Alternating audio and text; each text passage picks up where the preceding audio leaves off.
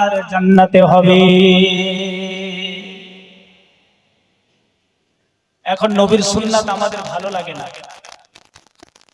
বর্তমান সময়ে আমার মা বোনেরা বরকা পরতে চায় না। বরকা যেটা ফাতেমার পোশাক, যেটা মা খাদিজা মা আয়েশা রাদিয়াল্লাহু তাআলা আনহাদের পোশাক, এটা আমার মা বোনেরা পরতে চায় না। বলে বরকা পরলে দম আটকে যায়, গরম লাগে। একটু মোটা কাপড় পরতে চায় না, বলে আমার কষ্ট হয়। মাথায় ওড়না রাখতে চায় না, বলে আমার কষ্ট হয়। ও মা, যেদিন তুমি ইন্তেকাল করবে, তোমাকে শেষবারের মতো গোসল করিয়া কাফনের কাপড় পরিয়ে কবরের ভিতরে দিয়ে দেবে, বুকের উপরে বাঁশ খুঁটি আতালি মাটি দিয়ে। সেদিন তোমার দম লাগবে না? সেদিন তোমার কষ্ট হবে না? বর্তমান সময়ে আমাদের ঘরের অনেক যুবক ছেলেরা প্যান্ট পরে, প্যান্টের নিচের দিকে এতটা ঝুল থাকে, কোমরেও কিছুটা গুঁজে রাখে, পায়ের দিকে প্রায় আধা ফুট বড়, জুতোর ভিতরে মারিয়ে মারিয়ে হাঁটে। রাস্তার যত আবর্জনা নোংরা তার প্যানেতে লাগে। জিজ্ঞাসা করলে বলে এটা স্টাইল। বলে কি বলে না? প্যান্টের এখানে ছেঁড়া, এখানে ছেঁড়া, পাছাতে ছেঁড়া। পরে কি পরে না? আমরা ছোটবেলায় যদি একটু প্যান্ট ছিঁড়ে যেত, ফেটে যেত, তো মায়ের কাছে গিয়ে আমরা অন্য কাপড় দিয়ে তালি দিয়ে সেটাই পরতাম, লজ্জাও লাগতো। আর এখন নতুন প্যান্ট বাজার থেকে কিনে আনছে তালি মারা। যদি জিজ্ঞাসা করা যায় তো কি বলে? বলে এটা স্টাইল।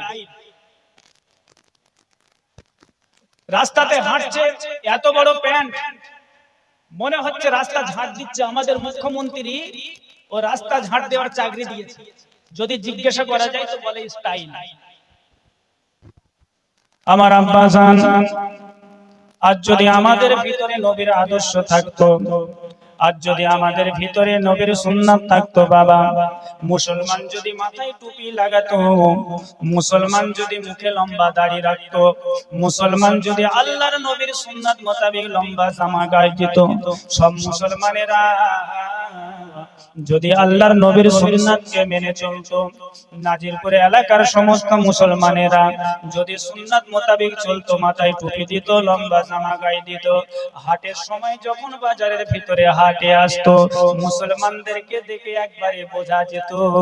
আজ যদি মুসলমান মাথায় টুপি দিত, দাড়ি রাখতো, কালিয়াচক চৌরাঙ্গীর দিকে তাকিয়ে দেখলে বাবা শুধু মুসলমান আর মুসলমান দেখা যেত।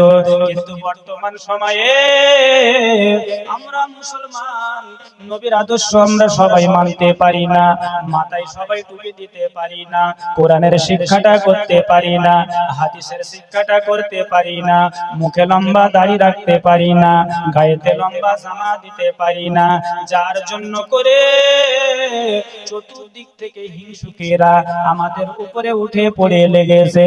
এই সোনার মানিকেরা, আমার আব্বা জানেরা, এই কলিজার টুকরা মা বোনেরা, আজ যদি আমরা মুসলমানের লেবাস পরে ঘুরে বেড়াতাম, পৃথিবীর জমিনে কেউ বাবা আমাদেরকে চাচা বলে রাগাইতে পারতো না, পৃথিবীর জমিনে কেউ আমাদেরকে অপমান অপদস্থ করতে পারতো না।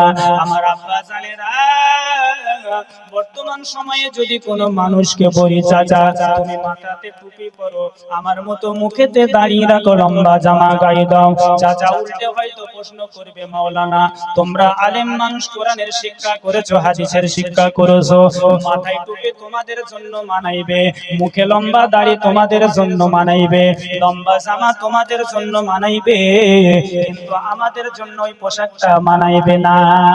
ও মাওলানা সাহেব, তুমি তো আমাদেরকে লম্বা পোশাক পরতে বলছো, তুমি তো আমাদেরকে মুখে দাড়ি রাখতে বলছো, তুমি তো আমাদেরকে মুখে দাড়ি রাখতে বলছো, তুমি তো আমাদেরকে মাথায় টুপি পরতে বলছো, কিন্তু মাওলানা আমাকে অনেক অফিস আদালতে যেতে হয়, আমাকে অনেক কোর্টে যেতে হয়, বিভিন্ন জায়গায় যেতে হয়, রাইটার্স বিল্ডিং এ যেতে হয়, সুটশার্ট না পরে, ফিটিং ফাটিং না হয়ে, দাড়ি মোছেট না করে ঠিক সেই জায়গায় মানাবে না।